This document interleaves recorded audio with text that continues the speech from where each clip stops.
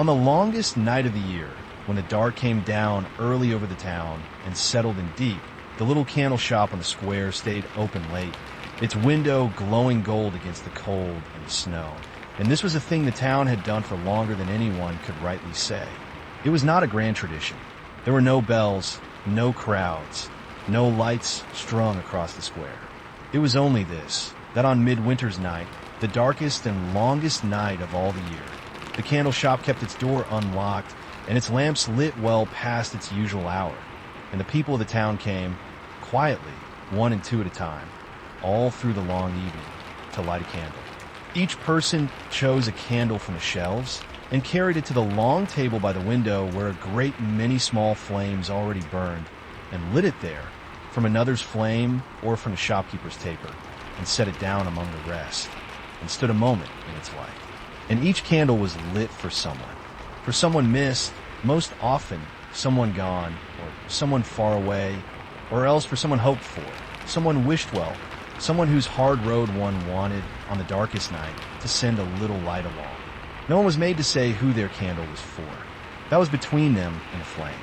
But everyone knew that was the meaning of it, and the long table by the window filled, as the dark night deepened, with a warm and growing crowd of small and steady lights. The keeper of the shop was an old woman named Ada, who had made candles on the square for the better part of her life, and who kept the longest night custom the way her mother had kept it before her. She did not sell the candles that were lit on midwinter's night. They were given, as many as anyone needed, for she had always felt that a light lit for a loved one ought not to be a thing that was bought. She spent the long evening moving quietly among her neighbors as they came, offering her taper, saying little, for she had learned that on such a night people did not want to be talked at. They wanted only to be near others who were doing the same quiet thing, to feel that they were not the only ones in the town carrying a name in their heart on the darkest night.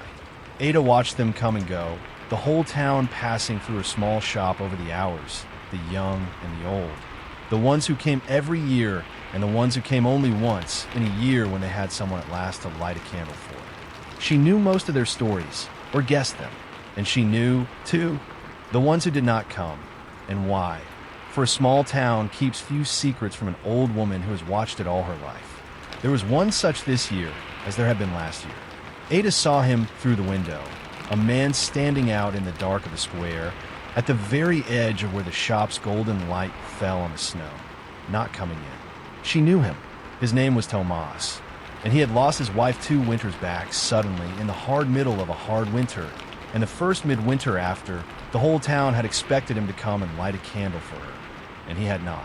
He had stood out in the square that night, too. Ada remembered, just as he stood now at the edge of the light, and had not been able to make himself come in, and had gone home the end through the dark with his candle unlit. Grief takes people in different ways, Ada knew, and some cannot bear, in the rawest of it, to do the very thing that everyone expects will comfort them, for it feels less like comfort than like admitting that the person is truly gone. She did not go out to him. She had learned that too. You cannot pull a person into the light before they are ready. You can only keep the door open and the lamps lit and wait and let them come in their own time, if they come at all. So she kept her taper burning and tended her table of flames and left the door unlocked and did not look too long or too hard at the man standing out in the snow. It was a child who went to him in the end, a small girl, no more than 6, the granddaughter of one of the shopkeepers on the square, who had come with her family to light their candles and had grown restless in the warm crowd and wandered to the door. She saw the man standing alone out in the dark, the way children see the ones the grown-ups are politely not seeing. And it seemed to her a simple and obvious wrong that a person should be standing out in the cold when there was warmth and light so near. And so, with the plain directness of a child, she took up one of the unlit candles from the basket by the door, a small white one, and she walked out into the snow in her warm coat, straight up to the man, and held the candle up to him, and asked him simply who he was going to light one for. Tomas looked down at the child, and at the small white candle she held up to him, and for a moment he could not speak at all, and the girl, not understanding the size of what she had asked, but understanding that the man was sad, told him kindly that it was all right, that lots of people inside were sad too, that was what the candles were for, and that he could light his from hers if he liked, because she had already lit hers and it was still burning. See? And she showed him her own small flame, cupped against the cold in her mittened hands. Something in the child's plainness undid the thing in Tomas that 2 years of everyone's careful kindness had not been able to undo. Perhaps it was that she asked nothing of him, expected nothing, did not know she was doing anything hard. Perhaps it was only that it was time.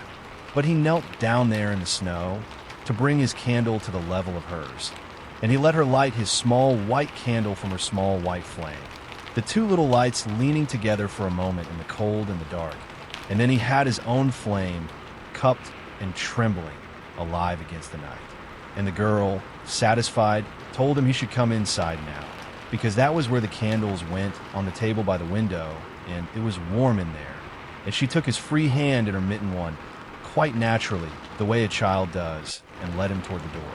And Ada, watching from within, went quietly to the table and made a space at the very center of it, among the warmest and most crowded of the flames, so that when the man came in there would be a place waiting for his light.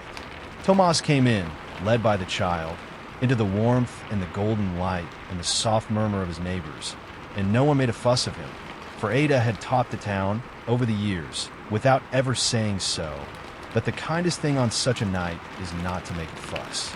They only made room, and nodded, and let him be, and he came to the long table and stood before the space Ada had made at the center of it, and set his small white candle down among all the others. And he stood there a while, in the light of it, in the light of all of them, the whole warm table of small flames that his neighbors had lit for their own mist and hoped for ones, and he was not, at last, alone with the name in his heart, but surrounded on every side by other people carrying other names, all of them together in the warm room on the longest night, all of them keeping their small lights burning against the dark. Ada saw his shoulders ease. She saw him breathe. She saw, on his face, in the candlelight, not the end of his grief, for that does not end, but the beginning, perhaps, of being able to carry it in the company of others rather than alone in the dark of the square. And she was glad, as she was glad every year, that she had kept the door open. The night wore on, the way the longest night does, slow and deep and dark, and the townsfolk came and went, and the table by the window filled with light, and Ada tended it all, and did not hurry anyone, and gave her candles freely to whoever needed one. Late, when the crowd had thinned, and the last few flames had been lit, and the child had long since been carried home asleep, Tomas was among the last to leave. He came to Ada at the door, and thanked her in a low voice for keeping the shop open, and Ada told him, gently, that she kept it open every year, and would keep it open every year to come, and that he would always be welcome whenever he was ready, however long that took, for that was the whole point of the longest night, that no one should have to bear the darkest dark alone. He nodded and went out into the square, but he walked differently now than he had come, lighter somehow, and at the edge of the light he turned and looked back once at the glowing window, at the table crowded with all its small brave flames, and then he went home through the snow. And behind him the candle shop glowed on, gold against the dark, its long table full of light, holding back a little of the longest night for the whole quiet town, the way it had for 100 years, the way it would for 100 more. Wherever you happen to be tonight, and whatever quiet task is keeping your hands busy, thank you for spending this little while here with us. Rest easy, and whenever you are ready, there will always be another story waiting.